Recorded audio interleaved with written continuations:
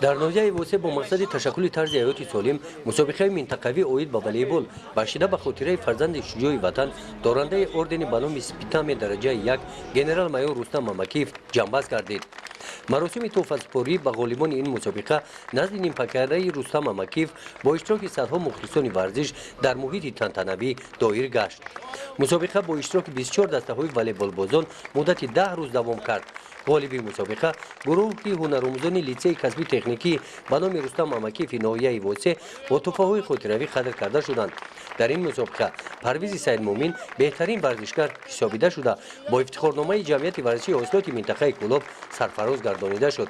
در برگزاری این شورابینی ورزشی لیسه کسبی تکنیکی ناحیه واسه به نام رستم مامکیف مرکز تشکل طرز حیاتی سالم جمعیت ورزشی حاصلات منطقه کلوب و کمیسریت حربی ناحیه واسه سهم گذاشتند.